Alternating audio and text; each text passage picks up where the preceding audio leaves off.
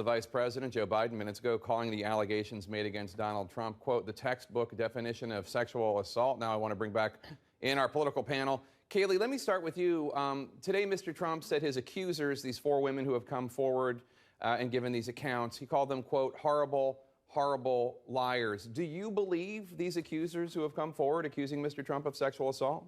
Well, look, I'll start by saying every person who accuses sexual assault should be heard, and likewise, every person accused of sexual assault should be heard. These are allegations. I can only imagine if I'm Donald Trump and I didn't do these things and I was accused of doing these things and it's been portrayed all day as if he did do these things, you'd be eminently frustrated. And for him to call out and call them lies, I think is the right thing to do. Certainly, if they are not true, that is the right thing to do. There are a lot of reasons, the facts that lead us to question these accusations. Why weren't police reports filed by any of these accusers? Why is this coming out in October, weeks before the election? It's all kind of questionable. And why did the same authors who put forward this story at the New York Times also put forward a story in May where their main source came out and recanted the story and said, this is absolutely false. I was taken out of context by the New York Times. So I have to question the source, and I also have to question the facts around it. And I do believe Donald Trump that he did none of these things. Well, Kayleigh, I have to say, because we had a conversation on Sunday during the debate after Mr. Trump brought out these 3 women who have accused Bill Clinton, 2 of them of sexual assault, 1 of them of rape, and you didn't go into detail questioning their accounts. 1 of them signed an affidavit saying that there had not been any non-consensual sex and then recanted it. You didn't have an issue with that inconsistency. Many of them had waited years and years and years before coming forward, sure. Didn't report the incidents, the alleged incidents to police. You didn't have an incident with that. I guess my question is, why do you have a different standard for Mr. Trump's accusers than you do for Mr. Clinton's accusers? I certainly don't, because these women, they did wait to come out with their stories. Many victims of sexual assault do wait. That's understandable, and there's a lot of psychological reasons behind that. These women, though, they didn't take their stories and splash them all over the New York Times right before an election. These women took their accusations, at least 2 of them did, to a court of law, to a lawyer, to an attorney, as they should have done. And my problem has never been, and I've said this on the airwaves many times, has never been with Bill Clinton. Bill Clinton's not running in this race. My accusations have been towards Hillary Clinton and the way she treated these women.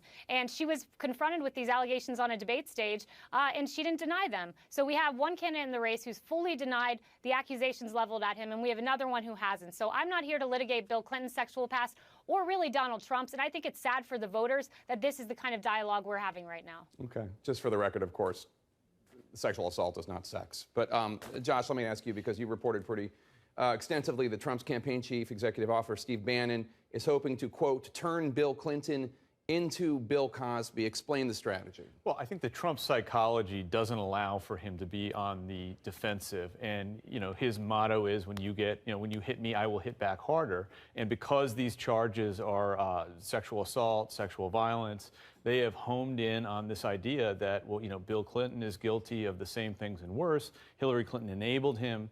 Talking to the people in Trump's inner circle, they believe that Trump's strategy of rolling out these people at the debate and making these accusations basically succeeded. It stopped Republican elected officials from continuing to unendorse Trump. Some of them, after unendorsing, re-endorsed. And if you look at Republican voters, most of them have stuck by Trump. So Trump thinks that this is his salvation, and if they can just hit these accusations harder. They told me they're going to be rolling out new women who've made charges in the coming weeks, that this is Trump's path to climb back into the race, to essentially make Hillary Clinton so beat up and kind of negative over these accusations that people stop talking about what Trump has done and start talking about what they say Clinton has done. You think that will work? Well, no, I don't think it'll work politically. I think it's fine to examine the circumstances of each of these accusations when it comes to Bill Clinton or it comes to Donald Trump. But what is the standard? If the Trump campaign is saying that Hillary Clinton is at fault for calling these women liars who accused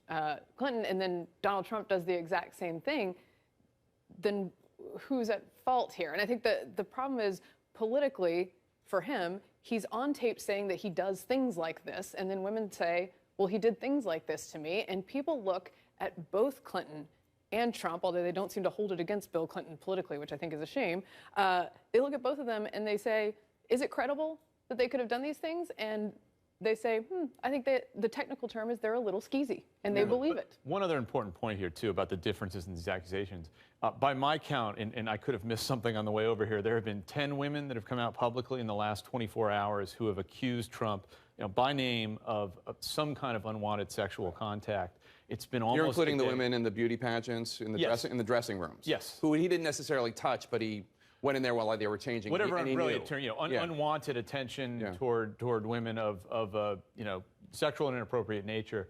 At the same time, it's been 24 hours now since the Trump people told me we have new women we're going to roll out. We don't have any names. We don't have any timeline of who they are. So much like the threat of lawsuits, this is a threat. It's not an actuality, right? So one group of people have kind of come out and put their name to these charges. Another group has not. Kaylee, I want to play one part of Mr. Trump's response this morning to the new allegations of sexual assault. He's talking about a reporter from People magazine who wrote a first-person account. Take a listen. Take a look. You take a look. Look at her. Look at her words. You tell me what you think. I don't think so. I don't think so. He seems to be saying that this woman is not sexually attractive enough for him to assault. That's not what I heard at all. In fact, I saw the lower third on CNN just an hour ago, and I said, oh, my goodness, when did he say this? And then, much to my surprise, he's being accused of that one line is being extracted from his speech. Well, tell me what look at her means. Tell me what look at her means. Hold on, let me finish. I listened to the entirety of Donald Trump's speech. My head never perked up as him commenting on this woman's looks, because when you listen to the whole entire clip, and you did play the before and after, it was very clear to me as a viewer. He was saying, look at her story. He was reiterating the second sentence, reiterating his first, look at her story. And that part's been extracted, but I don't think I could expect much more, because we always take a glass half empty approach when it comes to Donald Trump. Is that sort of plausible that could be the case? The problem for Trump, as always, is of his own making, which is that he's always talking about women's looks. How about what he said about Carly Fiorina? You can't look at her or look at that face. So people hear that and they think that.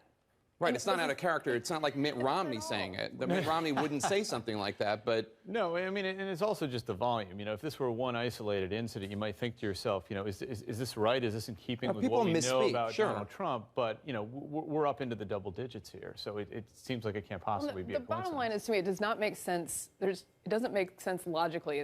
We're blanket going to believe these guys because they accused a Democrat, and we're blanket not believing these guys because they accused the other side. It feels like a political decision unless you're going to take each of these cases. You and I come at this from a very similar point of view, which is when I hear these stories, I don't care who they're accusing. I don't care the party. Tell me a story. It sounds credible. That's horrifying. Right. I care about due process, and I care about the people making these accusations, and whether it's a Democrat or a Republican, we should be paying attention and taking it seriously. Do you think, Kaylee, that, I understand that you think that everyone has a double standard here outside of Trump's circle, but do you see any sort of double standard when it comes to both sides believing everything said about either Bill Clinton or Donald Trump, depending on who they support, but believing nothing about the people weighing allegations against the person they like? Well, I think Donald Trump's always made the focus with Bill's accusers not about the actions of Bill Clinton, but about the actions of Hillary Clinton. I do think there's a massive double standard. I think, look, sexual assault's a real problem in this country. And I find it sad for every victim out there that yesterday on our airwaves, when it's the Clinton accusers, it's exaggerations is what Kellyanne Conway was met with. The host, when Kellyanne Conway was being interviewed, she was told that those were exaggerations and they've been fact-checked. Meanwhile, when these accusations come out, they're reported on as if they're fact. All sexual assault allegations should be litigated in a court of law. Every victim deserves to be heard. Everyone accused deserves to be heard. And I think we've really made a mockery of sexual assault, and we should be focusing on real issues that affect the American people, not gossip stories. The problem is Trump's doing the exact same thing that he accuses Hillary of, and I'm not sure how you win that argument. Right. You're saying Hillary calls them liars, but my accusers, they're liars. Well, and what's more, the quote from Bannon is, we're going to turn Bill Clinton into Bill Cosby. So they're not going after Hillary Clinton, they're going after Bill. Going after Bill. Josh, Mary Catherine, Kaylee, thank you so much. Appreciate it.